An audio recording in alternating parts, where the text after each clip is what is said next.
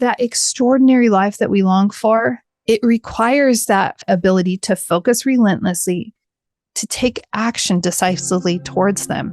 And that means that we're going to have to roll up our sleeves and get messy sometimes. If you're not conscious about your investment strategy, you won't end up where you want to be, not financially or as a human. On this show, we interview highly successful investors and share how they overcame limitations to become unstoppable forces of success. If you're ready to learn what it is to be a conscious investor so you can end up where you want, keep listening. Great to be back with you, Conscious Investor. Well, let's just do a quick little game as we dive into today's mindset episode. I'm wondering, and I'm fairly confident you're going to be able to fill in a couple of these things. And if you're driving, this is totally safe because you can just be watching the road. Your mind's going to do all the work. Here we go. Bloom where you're planted. What about this one? When the going gets tough, the get going, right? We all know these expressions. When the going gets tough, the tough gets going. What happens when we just feel broken? What happens when we're exhausted? What happens when we are worn down and we don't feel tough? When we don't feel like we can bloom? When we feel like we're just that wilted plant that is dying desperately for some water, but golly, is it too late? Can the plant be rescued? You see, life pushes in on us in every single direction. You know, my daughter, who I always refer to as Little Miss, right? She loves playing with slime. And sometimes she has these self-contained slimed contraptions where you can squish them, right? And no matter how you squish it, it kind of pops out the other direction. And sometimes we can feel like that. We can feel like we're that slime that is just getting smushed on all sides by life. It's like, if it's not smushing us in on the sides, it is smushing down on the top and compressing us out the sides. And it's like, when is this going to let up? I've had enough, right? Conscious Investor, I know that this is something that people experience. This is part of the human experience. And today, in today's mindset episode, I'm going to share with you 3 different ideas about approaching this so that we can thrive in any of these parts when we're feeling squished. I'm going to tell you some funny stories. But, before we dive into the meat of today's episode, I just wanted to say thank you so much. You have so many longtime listeners, and I am so grateful for you. And I just want to say thank you again for your support over the years. Thank you. I get some text messages. I get emails. I love the reviews. Those mean all of it just means the absolute world to me. So I just want to say thank you. And you know what? I love it when we have chances to pop on phone calls and things like that. And by the way, you can just go down to the show notes and schedule time to talk with me. That's an option. Okay. And it's something I love to do. And if you are new to listening to The Conscious Investor, welcome. This is where you belong. I'm so happy that you are here, that you found and discovered the show. If someone shared it with you, please thank them and then share the show on with somebody else, because this show grows organically. I don't do paid Facebook ads and things like that. I'm really, truly grassroots movement working to support people in a powerful way. So, go ahead. If you're new, hit that subscribe button so that you never miss an episode. And just keep in mind, Mondays, it's a mindset episode, generally almost always with just me sharing out some mindset concepts. Thursdays, there's an investing episode. And that investing is now going to start being a little more inclusive of the 3 pillars of the conscious investor: health, mindset, and wealth. So yes, generally, we've always focused on the wealth building side, but I am going to start bringing in maybe every so many weeks, somebody to speak in on health, and in mindset, that's always going to be mine. Mindset's Monday. my mindset Monday. Yeah. And hey, if you haven't already snagged your tickets to the Conscious Investor Growth Summit taking place in Coeur d'Alene, my neck of the woods, then, oh my gosh, you need to hurry and grab those tickets. I am only going to have 150 tickets available for sale, and that is intentional. I know you've heard me say it on other episodes if you are a longtime listener or a newer listener who's been listening, right? And that's very, very intentional. Remember that The initial event was 50 people. This one, we're 3Xing it. And next time we might grow it further. But the idea is to scale and maintain a culture and an integrity to really serve and support you, our attendees, in such a powerful way. The speaker lineup is mind-blowing, phenomenal people that are good friends of mine who have strong platforms, strong messages that I know are going to support you in health, mindset, and wealth. So you are not going to, you do not want to miss those days. That's why I'm stumbling over my words. The dates are March 7th through 10th. So, make sure, grab those tickets while you can. There is early bird special pricing. And you know that my heart is always to make things as accessible as possible for all people. And I know that we are extremely competitive with the pricing on this event for where it's at, what it includes, and everything of that nature. So run down to the show notes. You can click on the link and you'll be able to purchase your tickets there. Okay. I know that was like so much joy, as I had already entered into this episode with like this, whoa, this is heavy. And then I bring it in with joy. I know I'm working you over a little bit. Stay with me, conscious investor. Here's the thing. We need to be able to thrive where we are planted. And sometimes where we're planted is not comfortable at all. And yet everything that we are experiencing is intended. There's a purpose behind it, right? There is a reason for it, and it's intended to serve us. And if we are deprived of these elements along our journey, this is part of our journey to become extraordinary. And if we're deprived of these elements, we would simply be ordinary. Now, let me just clarify this. When I say deprived of the elements to be extraordinary, the reality is that when I say extraordinary, I don't just mean like, oh, wow, you're on the cover of a magazine or you're out there on your private jet, being an influencer of that nature. That's not what I mean when I say extraordinary.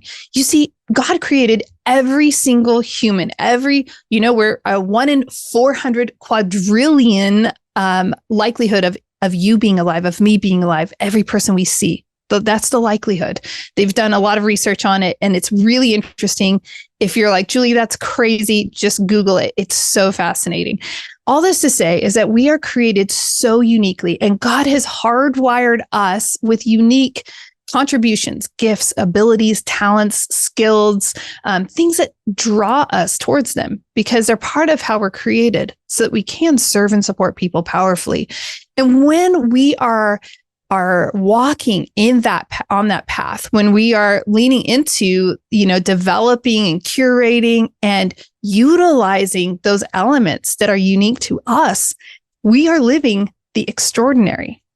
By the way, it's taken me a lifetime, literally, to really discover all of this. So if you're feeling like, I don't even know what it is, Julie, I don't know what makes me special, I don't know what my potential is, I don't know, that's okay. That's why we're given a lifetime. We're not given a year or 6 months to, guys, buckle down and figure it out. That's the journey of a lifetime, is to explore and to discover these different facets, because every time you discover one facet, it leads to another discovery. And it's so fascinating. An ordinary life, on the other hand, would be someone who doesn't take that time, has no curiosity about even looking into the other ways that they are created and designed. They just stay in the lane, the safe lane of, doing the same Groundhog Day every single day because it feels safe. That is an ordinary life. And if we want to talk about the 80-20 Pareto's principle, most people, 80% of people, are going to be living an ordinary life. And that's why, conscious investor, you listening to this podcast and other podcasts like this is saying, I don't want to settle. I don't want an ordinary life. I don't want to be part of the 80% herd that is just, checking the box of I'm alive today. I want to be part of the 20% that are alive, that are empowered, that are using, the uniqueness of who we are in a powerful way. And I'm going to be honest. If you're watching on YouTube, you probably see I'm a little teary-eyed. Like, conscious investor, it gets exhausting.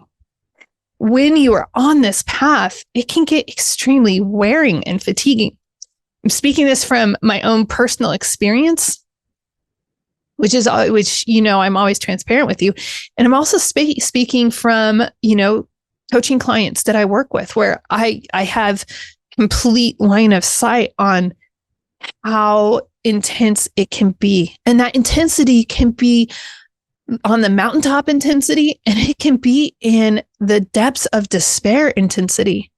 When we are truly trying to discover and mine and harvest and refine the greater talents that God has created us with, it can be overwhelming. And that's what I want to talk about with you today, Conscious Investor. Because I know that this year, for me personally, 2023 has been this light speed of growth. And it's been exciting. And it's also been exhausting, and it's challenged me in so many different ways. And that's why I'm not speaking at you by any means at all. Everything that I'm sharing with you today is literally straight from my learning over the years, and especially over this last year. In fact, this last year really reminded me of back in high school. I had this really good friend, and this story is fun, but this story is going to point to 3 different characters, if you will, that we can be in life. And in any of these instances, we can thrive exactly where we are, because the reality is we are exactly where we need to be to develop and be refined into the greater version of us. Okay, so let's dive in. This story is my friend Bill and I. He is hilarious. We were buddies back in high school. Never that dating thing or anything like that. Again, for new conscious investors, I have 3 older brothers, and I participated in a lot of solo sports like rock climbing. I was the only girl snowboarder on the mountain when snowboarding even hit the mountain at the time. So most of my experience in life has really been surrounded in these, like guy-dominated sports and worlds. And so, I had a lot of good friends, and Bill was one of those friends.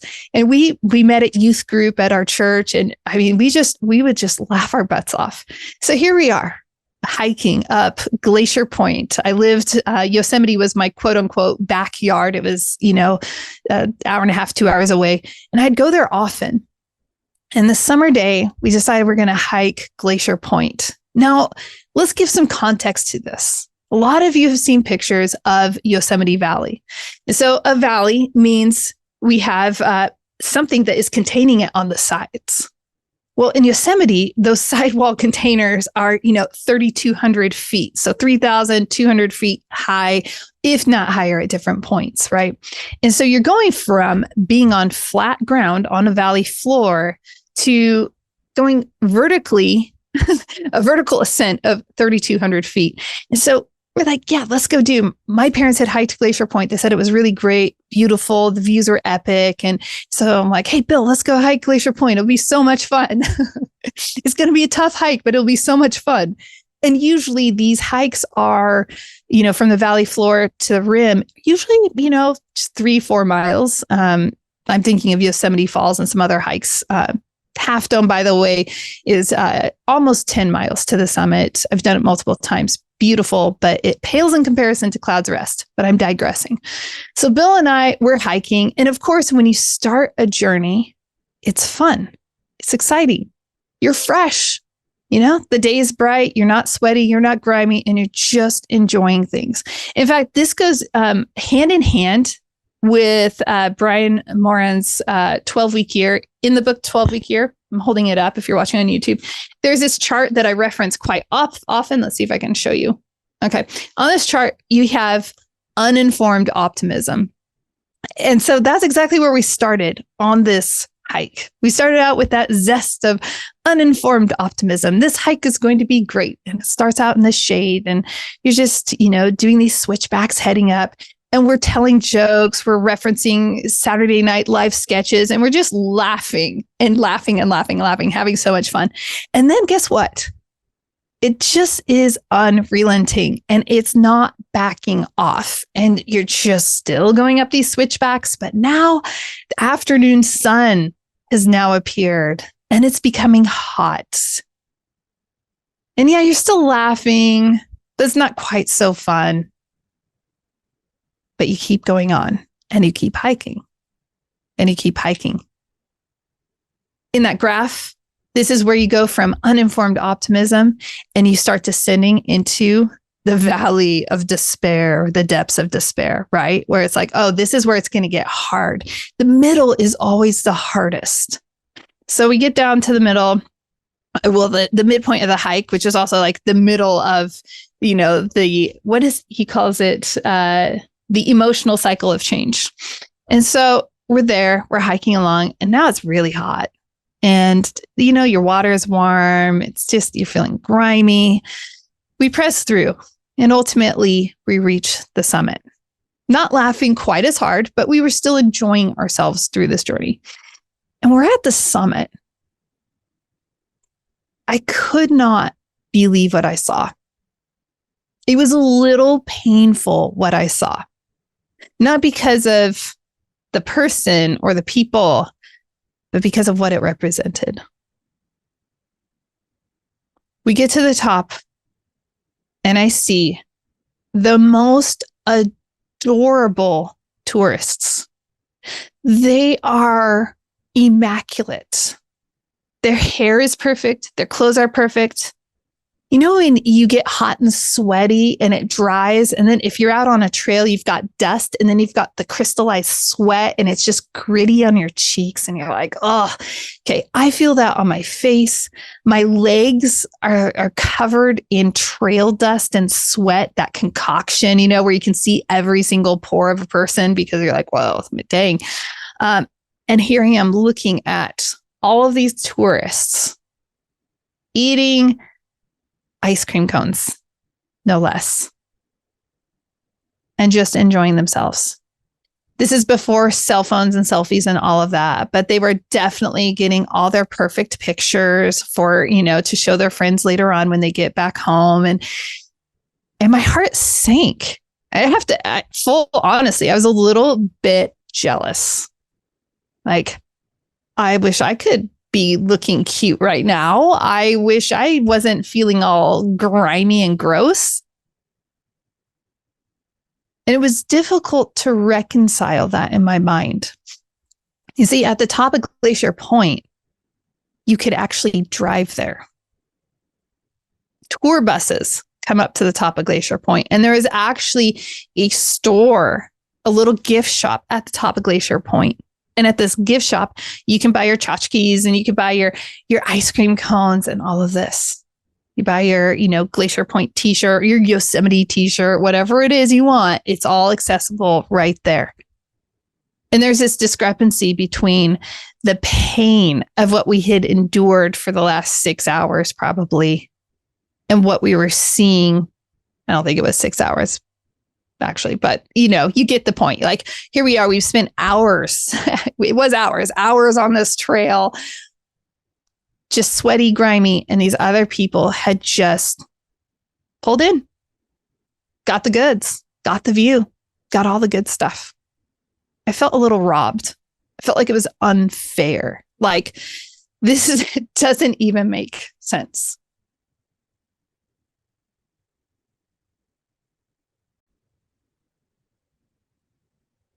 This is where I'm going to interject just a little anecdote from one of my favorite books, The Obstacle Is Away by Ryan Holiday. And if you're noticing on the YouTube channel, like, yeah, I do have tabs and it's all underlined. It's crazy. And in the third part, he talks about our will. And he says, will is our internal power, which can never be affected by the outside world. It is our final trump card. But it has to be cultivated. Okay. True will is quiet humility, resilience, and flexibility. The other kind of will is weakness disguised by bluster and ambition. See which lasts longer under the hardest of obstacles. In all reality, think about those character traits: humility, resilience, flexibility. And when we're on the trail, when we're in this situation, it wasn't super fun showing up and seeing these people, they just got the goods so easy. And yet there was something that I gained that day. Not only did I gain memories for a lifetime with a good friend and just being able to laugh and joke and enjoy a trail but that personal inner resilience that was being cultivated, that tenacity to not give up, the flexibility to say, I'm on this trail and I don't have to quit and I don't have to look a certain way when I get to the top, but I can enjoy every bit of this. Ease. And I will share, I wrote this in a recent newsletter. I'm going to read it because I think it was well written, better than I could just go off the cuff. The ease we believe we want robs us of the ingredients we need to succeed. You see, it would be easy for me to just stay fixated on how easy it was for the tourists to get to the top. But what I needed that pressure, that squish. And that created and cultivated some of the character that I needed to be successful in life. I go back to my outdoor adventures all the time. And I go back to those adventures because they've pushed me to the brink and showed and revealed things about me. They've helped me cultivate the flexibility, the tenacity, the resilience. We earn it.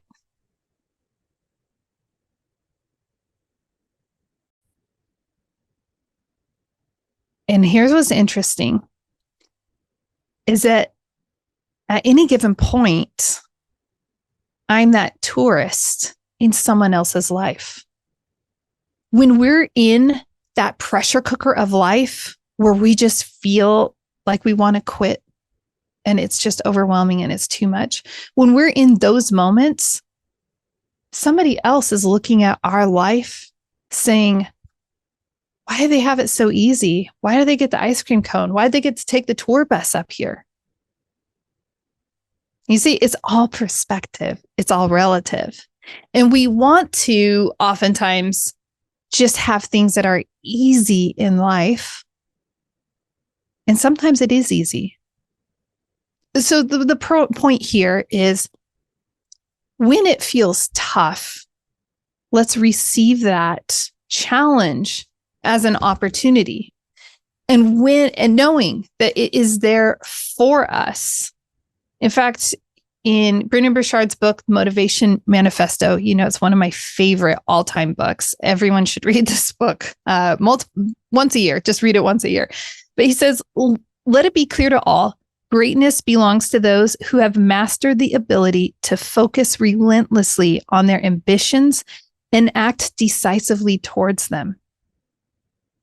And the reason I'm sharing that is that extraordinary life that we long for, it requires that ability to focus relentlessly, to take action decisively towards them. And that means that we're going to have to roll up our sleeves and get messy sometimes.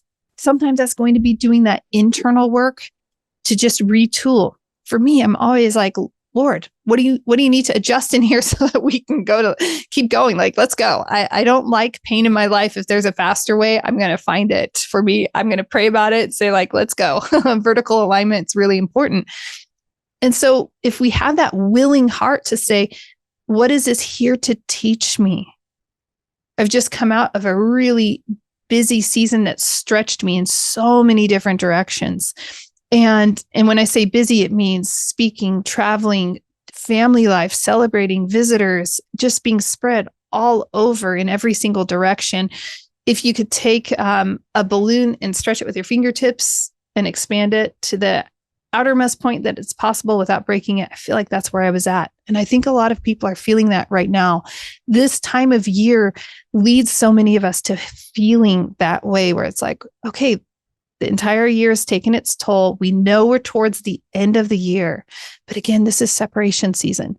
And not just for this time of year, Q4, but separation season for life, for who we are, for who we become. When we can live in that acceptance and that receptivity of how is this here for me? What is it? Raise our level of awareness. What is it that I need to become very clear about? What is it that I need to understand better? Is there something in me that is outdated, that the version needs to be updated? Is there some wrong thinking that I have? I really appreciate, and I feel terrible. I can't, I'm not going to do a name drop because I'm not going to get the name correct. But listening to a podcast recently where they really separated the difference between beliefs and values. Our values are unwavering, unchanging, but we have to update those beliefs because we get new information. Sometimes what we believe is not accurate. It's not up to date. I mean, imagine if we still believe the world was flat. We have new information. The belief that the world is flat is scientifically impossible. We have proven, we can see that the world is a sphere, that the planets are spheres, right? And so that's what I mean when I say our beliefs need to be updated. We get new information. And so we have to be willing to be flexible and adaptable to say, what is the new information about this? And sometimes when we're going through these pressury, squishy times in life, it really is about us updating a belief that we have. It's outdated. We've grown. We have a new understanding. We have new information. And now we need to update that belief. Values stay intact, unchanging, unwavering. Our beliefs are going to adapt with our new knowledge and understanding. So that's one character that we can be. We can be the hiker adventurer in life on the trail. We can be experiencing the squishiness, the trail dust, the sweat, the crystallized sweat on our cheeks. Okay. We can be experiencing the pressures that come with being the hiker adventurer in life. But we can also be the tourist, the spectator, the person that has arrived, and it's their summit. It's their mountaintop. And those mountaintops are a gift. I mean, in all reality, think about this. People who are out touring, they have some level of success to be able to afford to go tour. And I'm talking about this in a very superficial way. I understand. But think about that they're celebrating a success in life, their ability to be able to travel across continents and such, especially says, this is a success for me. I've done something. I've achieved something. And now I can go and enjoy this. Oftentimes we become so entrenched in I'm the hiker adventurer that we forget that sometimes we can enjoy the mountaintop, and we should enjoy the mountaintop. We should enjoy those moments where things are easier, because it's not that they're easier, it's that they've been earned. And we need to allow ourselves that enjoyment, that opportunity to say, oh, this is lovely. This is so lovely that I didn't have to earn this moment. Recently, I came back out of 7 weeks of a really busy period, really the busiest 7 weeks of my life. I should write a book just on that, the busiest 7 weeks of my life, because a lot transpired in that time. And I remember just sitting at home on a Saturday night. We'd been invited to go someplace and we declined, regretfully, like we'd love to, but we just caught our breath. And I remember that entire weekend, that Saturday, that Sunday, just feeling like so grateful. That to me was a mountaintop. So a mountaintop doesn't look like I'm traveling somewhere. For me, just being home with my family, snuggled up on the couch after having a delicious, Steve's an amazing cook, having a delicious dinner. It's amazing. It was a gift. and I just received it. And I kept saying, I'm so grateful for this. I'm so grateful we're home. I'm so grateful we're here just together. I'm so grateful it's just our family right now. I'm so grateful that we had all these other experiences, but I'm grateful for this, right? So our mountaintop is going to look different, but we can identify those mountaintops and receive those mountaintops with just pure joy, because we are where we are, and we can thrive in every part of where we are. We can thrive in the grimy adventure. We can thrive as somebody who has reached the summit through the tour bus.